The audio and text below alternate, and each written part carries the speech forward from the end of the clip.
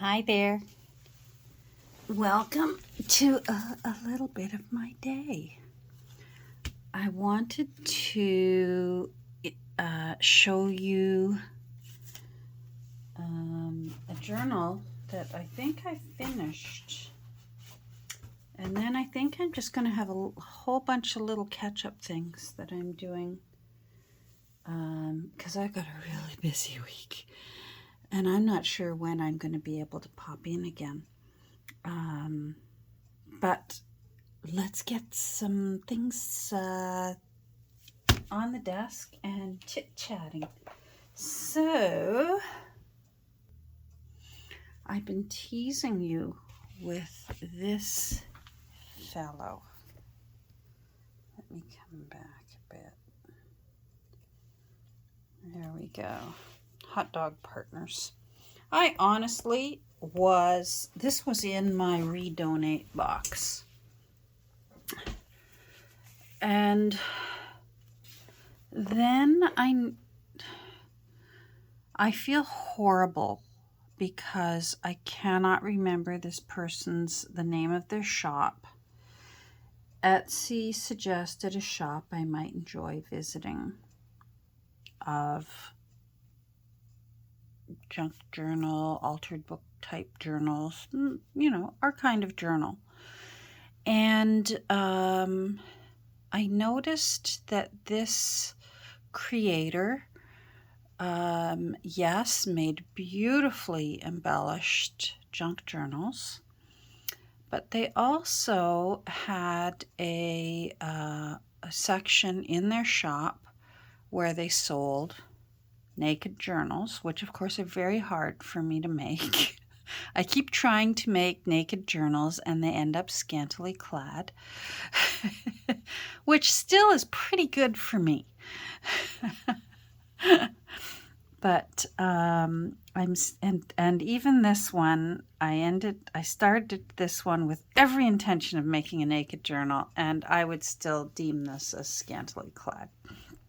Very scantily clad, but nevertheless scantily clad, because it does have, well, we'll get into it.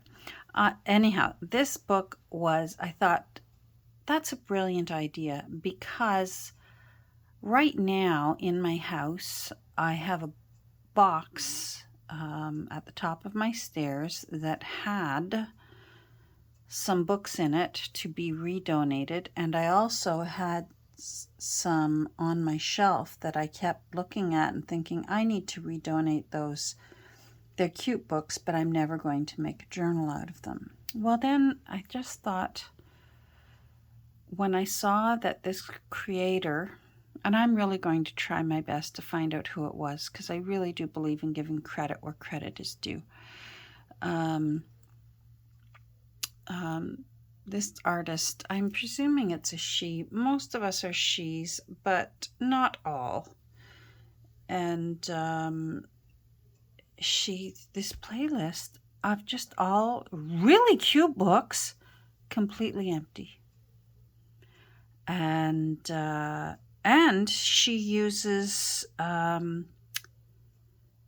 she doesn't use her good papers necessarily in them, like her antique papers that, I frequently use my pages out of antique books, that sort of thing, and retro and vintage books. She makes a blank book, and she leaves plenty of room for filling it up. And she uses a lot of papers from, like, buying blank books from Dollar Tree and Dollarama, and or else also from thrift stores. I certainly find enough at thrift stores. A lot of people are like me, and they buy blank books at their local Dollar Tree or Dollarama, never use it and donate it. And I find all kinds of, I recognize the price tags from Dollar Tree and Dollarama, the craft tags and all that. So I can tell somebody had either bought too much or had high hopes and it never evolved. Anyhow, so I started with Hot Dog Partners because I thought it's such a cute title. And obviously the hot dog, as we've talked about before, means the wiener in the bun. Together they make the hot dog. So the Hot Dog Partners is the wiener in the bun. And it actually was a story about these two guys starting a company with and making a little truck to travel around and sell their really good hot dogs. But it wasn't that exciting of a story, and there were no illustrations that were cute, so I ended up using it to get some really great word snippets out of from the text block. But what I did was I found this cute illustration that I had from, I found 4 of the exact same booklets for one of those booklets that you used to be able to get at like Hallmark stores, that if you were born in 1946, this made the headlines. And this picture was in this little booklet that you could give to someone. The person, you know, I don't know what to get them. I'm not supposed to bring a gift, but I feel wrong not bringing anything. And you give them one of these little booklets with their card. And usually, if you're my husband, a lottery ticket. Anyhow, so I've now got, I think I've only got 3 more of this exact same picture, but it's so cute. Isn't that cute? And I think it goes really cute on Hot Dog Partners. Maybe these are the Hot Dog Partners here. Anyhow, so I did my usual, making it, I back it onto cardstock so it gives it some dimension. I used brads, again, not only to hold it in place securely, but to give it some really nice detailing. And I did something I don't usually do with my books. I did a 5-hole pamphlet stitch, and my hat's off to all of you out there that this is your standard stitch. Oh my goodness, I hope I get better at this, because I'm not sure how many more of these kinds of journals, because that's my plan, is to make a bunch of naked journals. And of course sell them at a lower price because they're not, they haven't been decorated or ephemerized or have antique things in them. So my hope is that by doing it more often, I will get better at it, because I'm telling you right now, this is much harder than doing a 6-hole running stitch that I usually do for a hidden hollow back spine. To me, and give me your opinion down below for those of you who do both. What's easier for you? Hidden hollow back spine and the text block that I've done a 6-hole running stitch and then put my text block into the cover is much easier than this. My hat's off to you. Boy, oh boy. And I know some of you use this stitch to create your hidden hollow back spine and then put it in. And again, my hat's off to you, because wowie, not easy. Anyhow, I'm already wandering. I put a little bit of lace top and bottom. Put a little sari silk to hold it shut, because I'm anticipating that the new owner is going to stuff it full, because as you can see, I used a lot of self-control, and there's just tons of room to fill this book with lots of things. And then inside, what I did was, and you're going to see self-control here, I'm going to use up the scrapbook paper I have that was also going to go into my redonate box, because I thought I'm never going to use this. Well, it's adorable in here. That's adorable. And I did some, although I punched the holes using the sewing machine with no thread in it, I hand stitched thread into the holes, using the holes as my pattern with red. So I think that looks cute. Pardon me.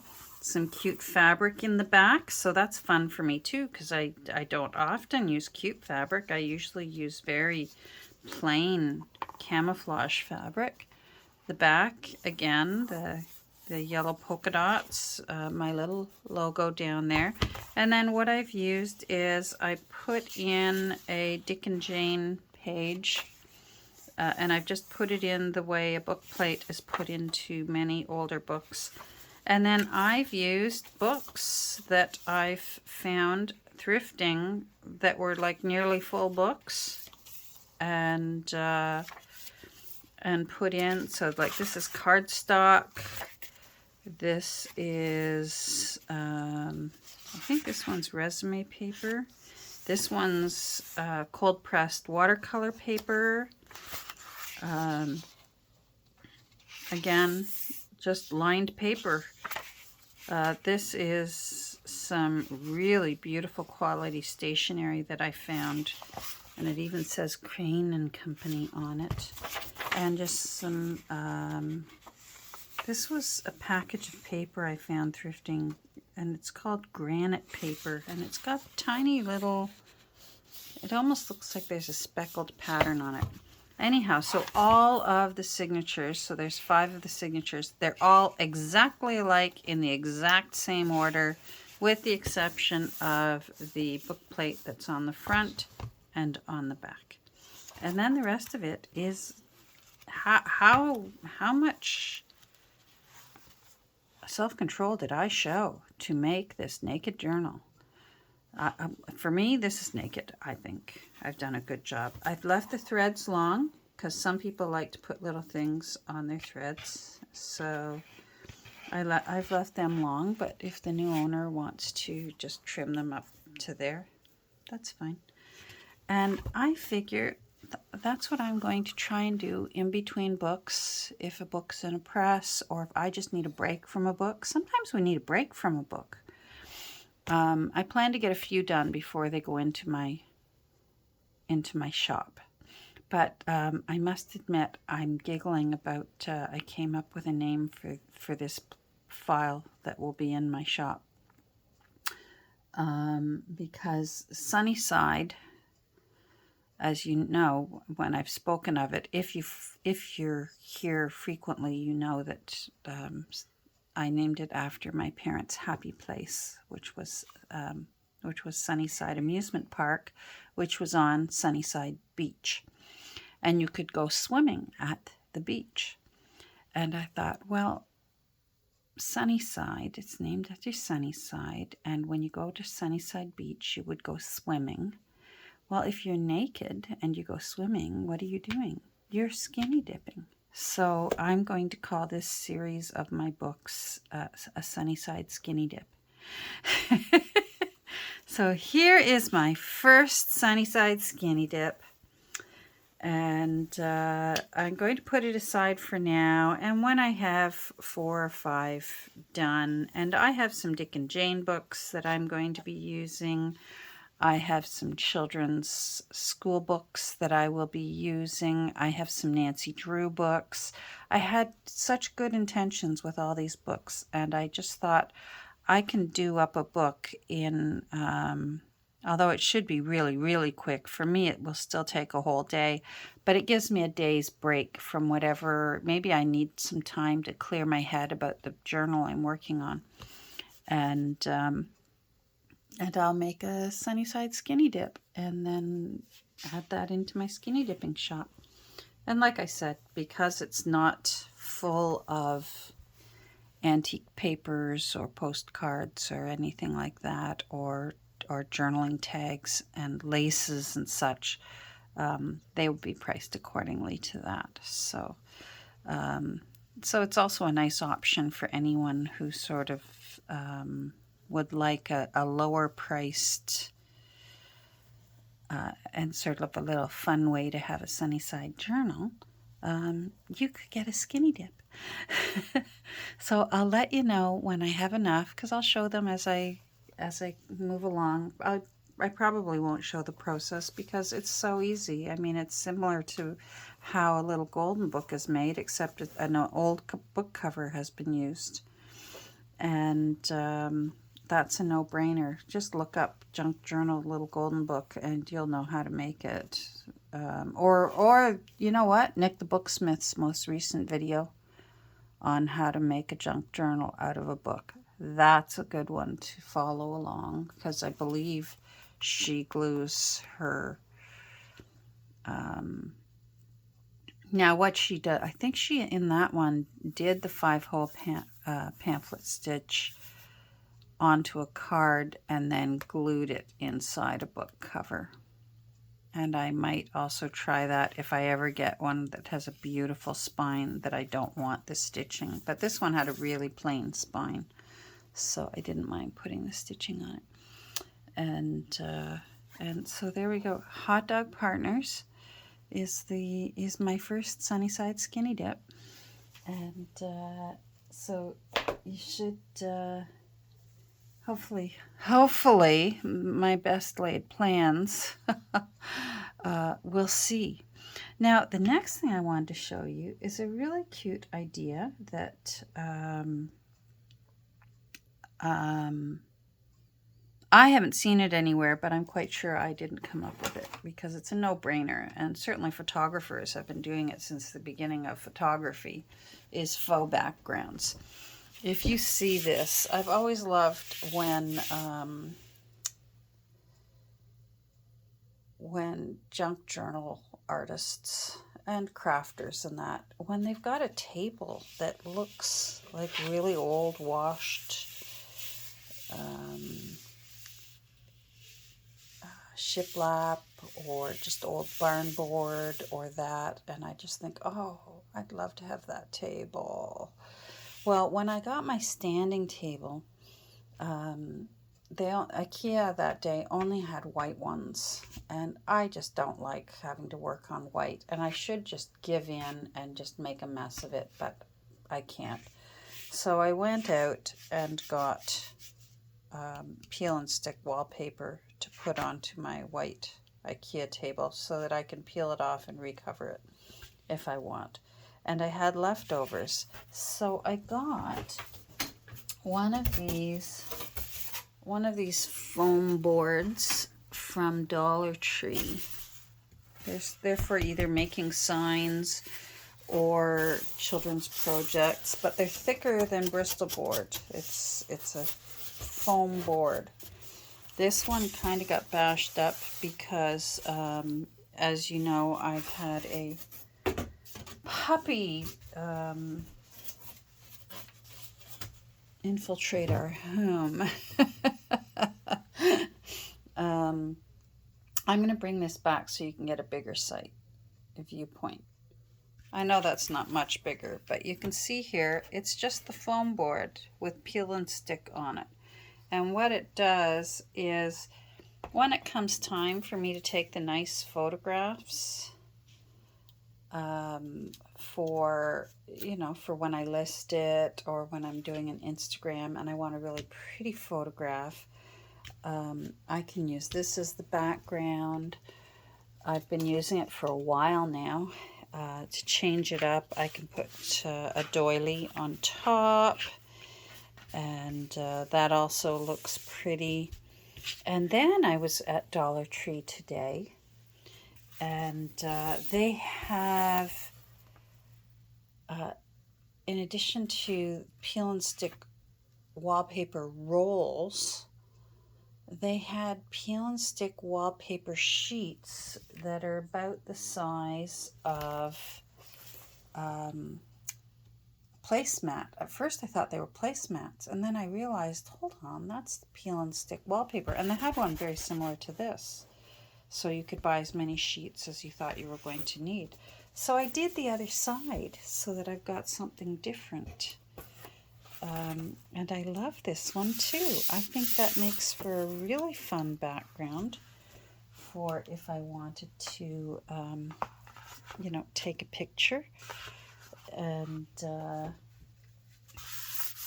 so this is the sheets. There's actually 3 sheets. I was able to use 1, 2 of the big ones and then cut up the third one into 2 and fit it all on. So say I wanted to get a picture of the modern Priscilla with a cool background.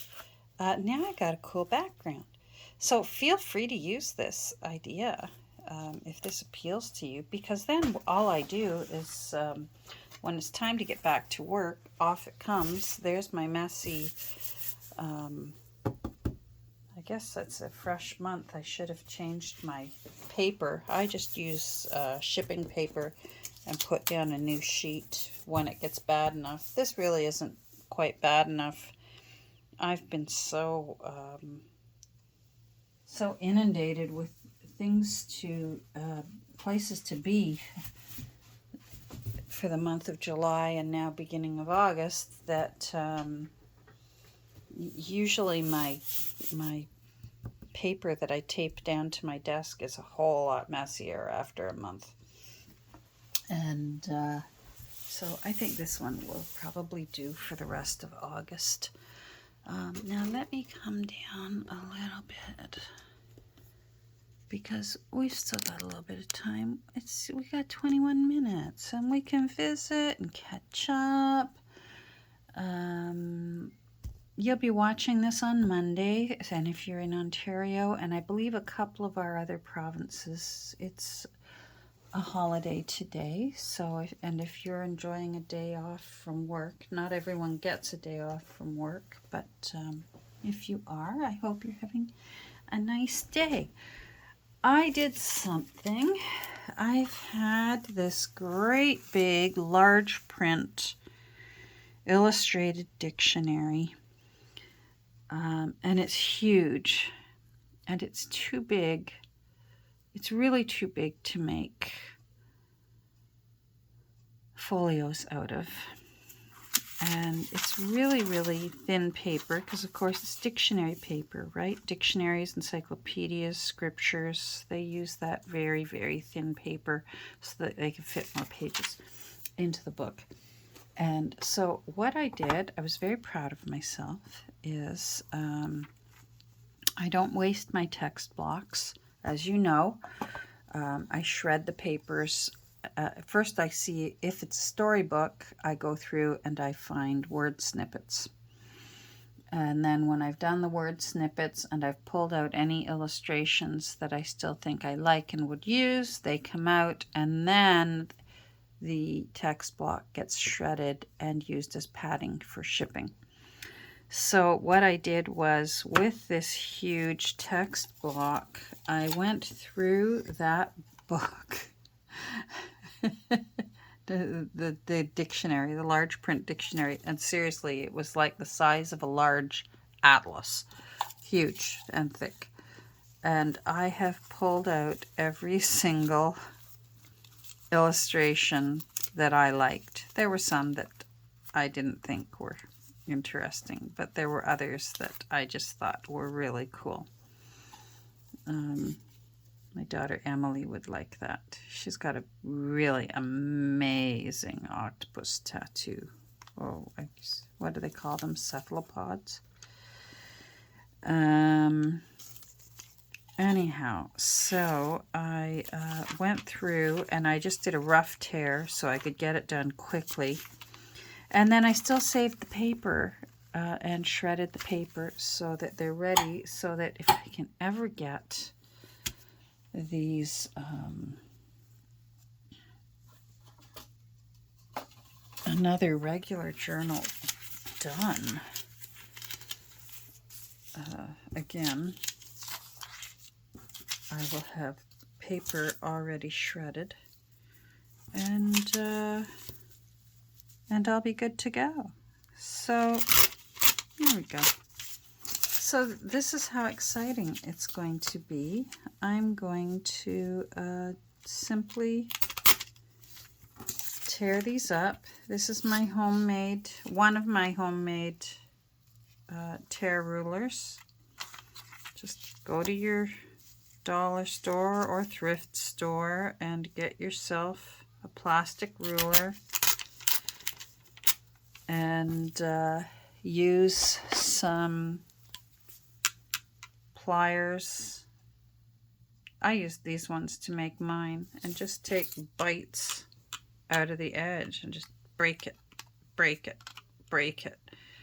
That one snapped a little too big, but I think that's part of the reason why I like these rulers is there's no repeating pattern. And I know I'm repeating myself with this, but in the event that someone is new here, and welcome if you're new, I hope you'll hit like and subscribe. If this is your sort of channel. I know mine's a little different. Mine's more like I grab some coffee and sit down at my kitchen table and let's chat kind of channel.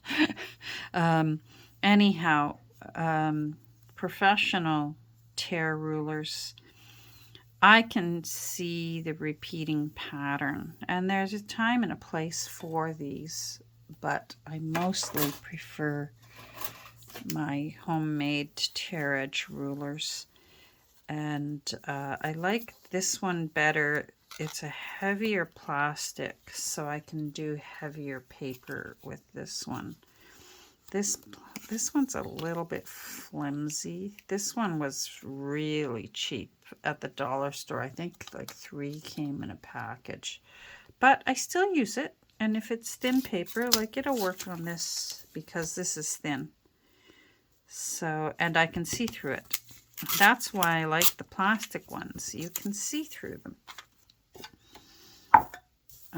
Well, when you buy a see-through one. And these ones, that's another drawback of this kind of tear edge ruler is drives me crazy that I can't see through that metal. But sometimes I need it because sometimes if it's like a heavy, really heavy paper, close to cardstock, there's just a plastic ruler will not do the job. And then I just freehand these. And I like when there's a little bit of the words still framing it so that you can tell that it was pulled out of a book, a dictionary, or an old encyclopedia. I like that it's evident that this came from a book rather than like a digital print. I know there's several websites where they have free illustrations, and they're fabulous. Copyright free, royalty free illustrations, and that comes in handy when you need something specific. You can literally look it up. I forget one. Is it the Library of Congress that has that royalty free? I think it is. So, and I've just been keeping them in this for now. We'll see if they stay in there or not. I don't know. But so I've been working on these. I've also what else have I been working on? Oh, I did a huge tidy up of my papers. I've got 2 paper towers. I'm really lucky. One's better than the other. One is one of those really nice ones from Michaels.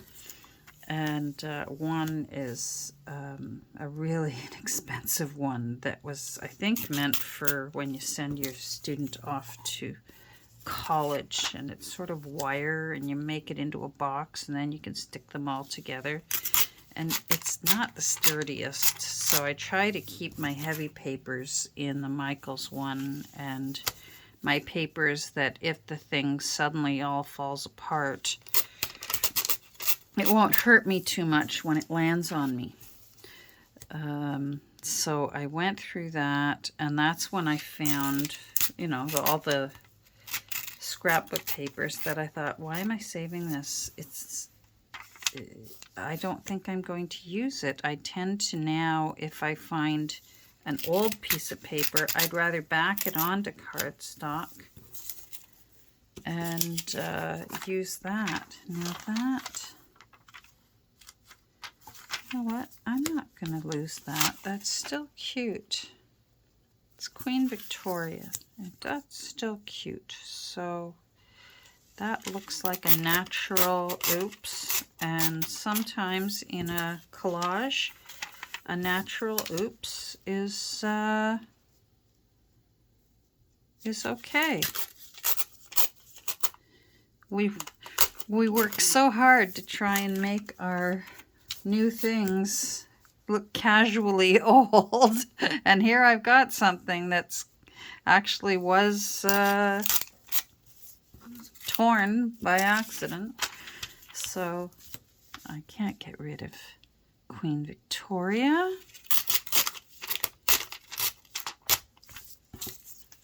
There we go.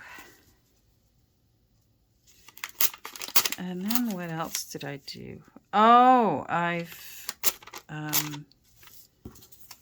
this next one is all Nancy's fault, so I'm blaming her, or I should be thanking her. But I think I'm going to go through all my napkins and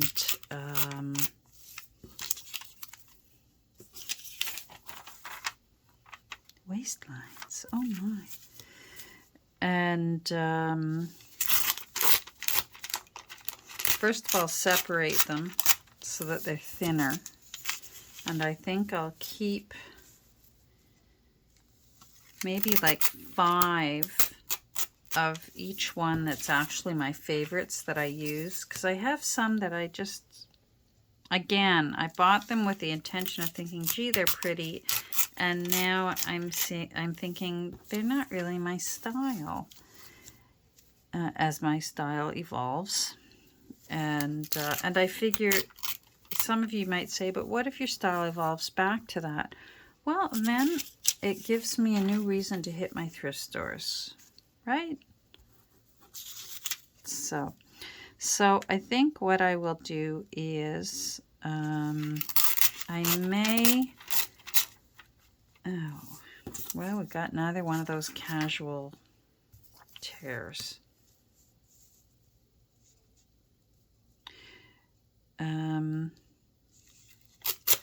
I think what I might do is put together samples of several of just the top layer of the napkins, and maybe put those into my Etsy shop, because they'd be very light to ship. Shipping costs in Canada are ridiculous, which is why I seldom sell old books in my shop. It's not worth the shipping for the purchaser or for me. The shipping would often be more than what the value of the book is because of where I live. I envy people who have lived somewhere where your shipping is reasonable. Ours is really, really ridiculous.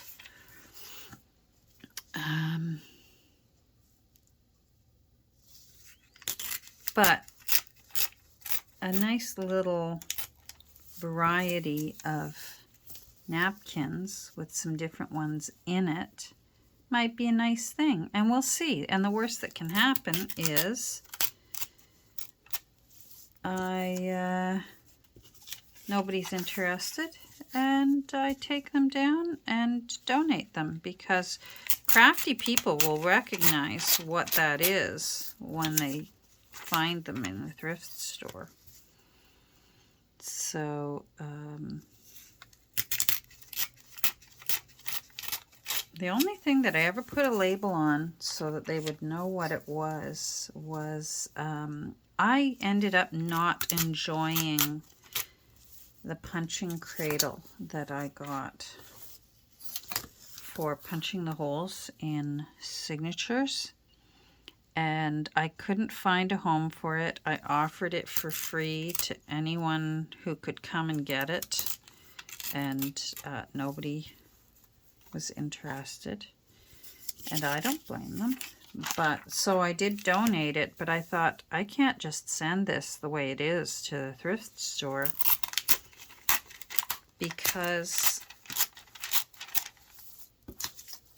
a lot of people might not know what a punching cradle is, but a lot of crafty people might go, oh, so that's what a punching cradle is. I want this. I might play with this. And so I did, when I packaged it up, I labeled it clearly, and I put sort of some quick little instructions also on it. But I think if I package up tissues, like, you know what I mean, napkins, people, different countries and different areas call them different things. I know a lot of areas where I live call them serviettes. You know, for wiping your face when you're having a nice meal and you get food on your face, or you put it in your lap so you don't slop.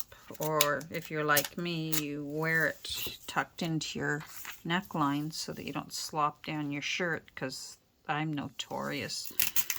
My food always ends up in, oh my goodness, look at the time. I've gone way overboard. Oh, well, we're at the last one. My food always ends up down the front of me.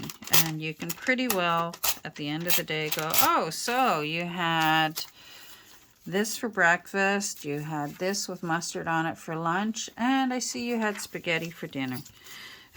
and you most likely are correct. So oh, you don't go in there. And most likely are correct, because I slop. It ends up, half ends up in my lap and half ends up in my mouth.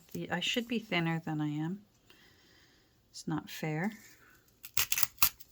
There we go. Okay, so obviously I don't need a container that big, but thanks for joining me as I got this monotonous job done. That was terribly exciting, wasn't it? Oh, cross sections of skin. I thought someone might find this interesting. I had to learn all of this in hair school. We had to learn all the layers of the skin. We had to learn all the parts of the hair follicle, and we had to learn about all the different growth stages of hair, and why when people go, oh, my hair is falling out, your hair is supposed to fall out. Your hair has a predetermined destiny for how long it will be. And that's why some women go, why can't I grow my hair down past my bum? You know, your genetics may have been designed that your hair will never grow that long, that it will die and fall out and replace itself. That's why we don't have eyebrows down to our chin. Our eyebrow hairs were designed to grow only to a certain length, and sometimes when we get older, they get wilder and grow longer. Other hairs on our body are predetermined genetically to grow to a certain length, fall out, and replenish itself. Unfortunately for some people, sometimes the hairs fall out, do not replenish themselves, and that's when you can end up with like male pattern baldness. Or there you go. So now you've had your hair. Your second hair lesson of the day. The last video you learned about properly respecting the blades when you change them. Lecture over. No charge. Thanks for joining me today. I hope you have a great rest of your day. I hope you're safe and healthy. And we'll get together again very soon. And until then, have a great day. Bye.